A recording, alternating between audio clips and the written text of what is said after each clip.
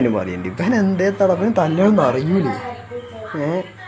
ഞാൻ മര്യാദയ്ക്ക് തച്ചിട്ട് തന്നെയല്ലോ ഞാൻ അങ്ങനെ പിടിച്ച് 4 കുത്തായിട്ട് എടുത്ത് കണ്ണിന് തന്നെ. ഇത് മാത്രമാണ് ചെയ്തില്ല, അതിൽ തന്നെ ഓനൊന്നായിട്ട് ഇല്ലാണ്ടായി പോയി. ഫസ്റ്റത്തെ 2 കുത്തലിൽ തന്നെ ഓനൊന്നായിട്ട് അരിഞ്ഞു വയ്ക്കില്ലാണ്ട് വാണെന്ന് വെച്ചൊക്കെ തല്ലിനെ ചത്തു പോയത്. എന്തേ തടവൻ ഒന്നുമില്ല. ഞങ്ങളൊരു 5 ആള്, ഓല് പരുന്നറമ്പ് സ്കൂള്, മറ്റേ MJ എല്ലാവരും ഒരു 50 ആൾക്കാർ, 30-40, 50 ഇല്ല 30-40 ആൾക്കാർ. ഞങ്ങൾ ഒരു 5 ആൾ.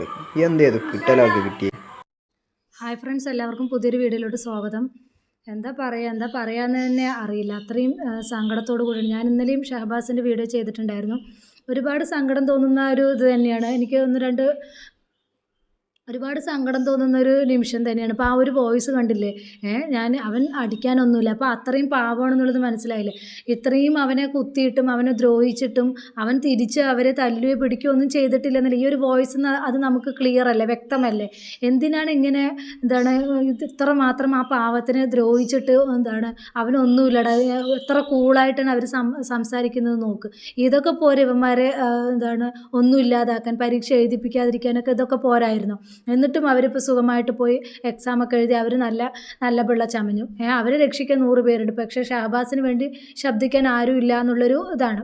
അപ്പോൾ നിയമത്തിന് പോലും ഒന്നും ഇവർ ചെയ്യാൻ പറ്റുന്നില്ലല്ലോ എന്ന് ഓർക്കുമ്പോൾ ഒരുപാട് സങ്കടമുണ്ട്. എനിക്കതുപോലെ കുറച്ച് കമൻസൊക്കെ വന്നിട്ടുണ്ടായിരുന്നു, ഇവന്മാർ പരീക്ഷ എഴുതിയിട്ടുണ്ടെങ്കിലും തോക്കും തന്നെയാണ് വേണ്ടത്. ഇവന്മാരൊന്നും ജയിക്കരുത്, ഇവന്മാരൊന്നും ജയിപ്പിക്കരുത്, എഴുതാൻ തന്നെ സമ്മതിക്കാൻ പാടില്ലായിരുന്നു.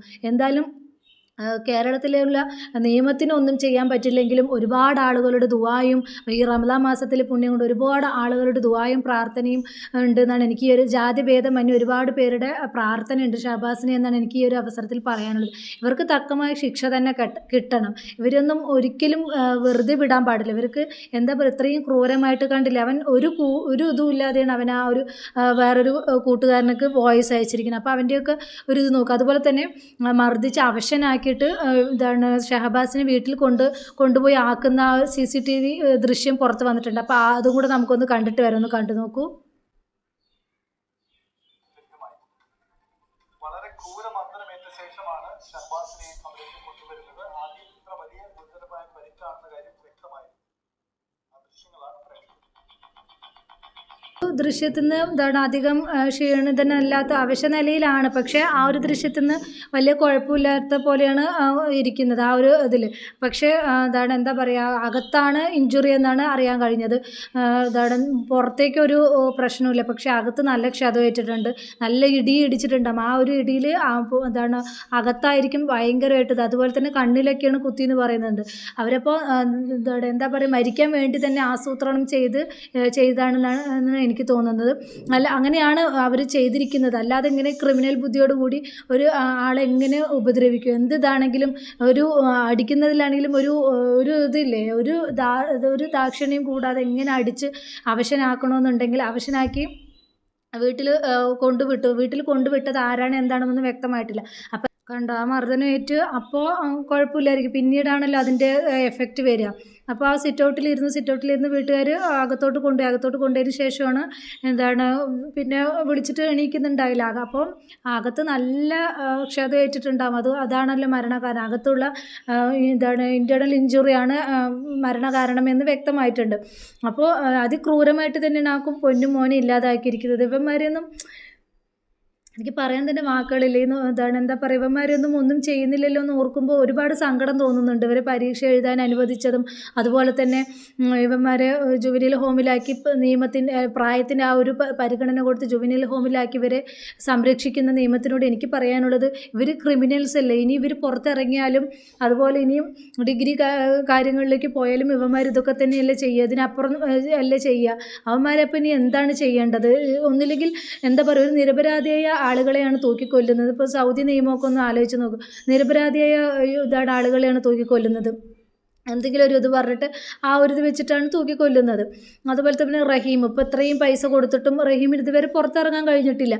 അപ്പോൾ അതൊക്കെ വെച്ച് നോക്കൂ, ഇവന്മാർ ഇത്രയും തെറ്റുകുറ്റങ്ങൾ ചെയ്തിട്ടും അവർ സുഭിക്ഷമായി ജുവനൈൽ ഹോമിൽ കഴിയുന്നു എന്ന് ഓർക്കുമ്പോൾ ഒരുപാട് സങ്കടമുണ്ട്. എന്തായാലും അപ്പോൾ കണ്ടില്ല, അവരും പറയുന്നത് അതാണ്, എന്താണ് പുറത്തേക്കൊന്നും മുറിവോ കാര്യങ്ങളോ ഒന്നും ഇല്ല, പക്ഷേ അകത്ത് നല്ല നല്ല ഇടിച്ചിട്ടുണ്ട്. നല്ല ഇവന്മാരെല്ലാവരും കൂടെ 5 പേരുണ്ടല്ലോ, 5 പേരും കൂടെ നല്ലതായിട്ട് ഇടിച്ചിട്ടുണ്ടാവും. ആ വോയിസിലും വ്യക്തമാണ് അവർ എമ്മാതിരി ഇടിയാണ് ഇടിച്ചിരിക്കുന്നുള്ളത്. ഇപ്പോൾ ഈ 5 പേരും കൂടെ ആക്രമിക്കാൻ വരുന്ന സമയത്ത് ആ ഷഹബാസിനൊന്നും ചെയ്യാൻ പറ്റില്ല. അപ്പോൾ അതുകൊണ്ടായിരിക്കും അവനൊന്നും, അത് പൊതുവേ അവൻ ആരെയും ഉപദ്രവിക്കുന്ന ക്യാരക്ടറല്ല, ആരുമായിട്ട് അങ്ങനെ അടിയുണ്ടാക്കുന്ന ആളല്ല എന്ന് പല ആളുകളും പറയുന്നുണ്ട്. അപ്പോൾ ആ ഒരു ഇതിൻ്റെ പുറത്തായിരിക്കും അവനൊന്നും പ്രതികരിക്കാതിരുന്നതും ചെയ്യാതിരുന്നതും, ഇതാണ് വെറുതെ വിട്ടത്. പക്ഷേ അവന് ഈ ഒരു അവസ്ഥ വന്നത് വല്ലാത്തൊരു ഇതാണ്. അപ്പോൾ ഞാനൊരു ഫോട്ടോയും സൈഡിൽ കാണിക്കുന്നുണ്ട്. അവൻ്റെ കൂടെ ഇരുന്ന ആ ഒരു കുട്ടിയുണ്ടല്ലോ, അവനാണ് എന്താണ് ഷഹബാസിനെ കൊന്നത് എന്നാണ് അറിയാൻ കഴിഞ്ഞത്.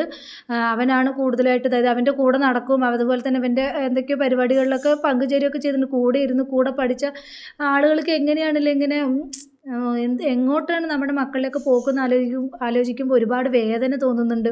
ഒന്നാമത്തത് സംരക്ഷിക്കാൻ നമ്മുടെ നിയമത്തിൻ്റെ പ്രോബ്ലം തന്നെയാണ് ഇങ്ങനെയുള്ള കാര്യങ്ങളൊക്കെ നമ്മുടെ സമൂഹത്തിൽ നടക്കുന്നത്. അതുപോലെ തന്നെ എന്താണ് പേരൻസും ഒരുപാട് കാര്യങ്ങൾ ശ്രദ്ധിക്കാനുണ്ട്. നമ്മൾ ഒരുപാട് മക്കളെ എങ്ങനെയൊക്കെ ചെയ്തിട്ട് വരുമ്പോഴും ഇങ്ങനെയൊക്കെ ഇതായിട്ട് വരും, നമ്മൾ സംരക്ഷിക്കണം നൽകുന്ന സമയത്ത് അവർക്ക് ഇതിനോടുള്ള ഇത് ആസക്തി കൂടും. അവർക്ക് എന്താ പറയുക, എന്ത് ചെയ്താലും ഞങ്ങൾക്ക് സംരക്ഷിക്കാൻ ഞങ്ങളുടെ വീട്ടുകാരുണ്ട്, അല്ലെങ്കിൽ ഞങ്ങളുടെ കൂടെ ഞങ്ങളുടെ നിയമമുണ്ട്, ഞങ്ങൾക്ക് സുഖമാണെന്നുള്ളത് ചിന്താഗതി വരുമ്പോൾ അവർ ഇതല്ല ഇതിനപ്പുറം ഇനി ചെയ്യും തന്നെയാണ് എനിക്ക് ഈ ഒരു അവസരത്തിൽ പറയാനുള്ളത്. അപ്പോൾ ഈ ഒരു ഇത് കണ്ടപ്പോൾ എനിക്ക് വല്ലാത്ത വേദന തോന്നി, അതാണ് നിങ്ങളോട് ഷെയർ ചെയ്തത്. അപ്പോൾ ഇത്രയുള്ള എൻ്റെ ടോപ്പിക്. പുതിയൊരു ടോപ്പിക്കുമായി നമുക്ക് വീണ്ടും കാണാം.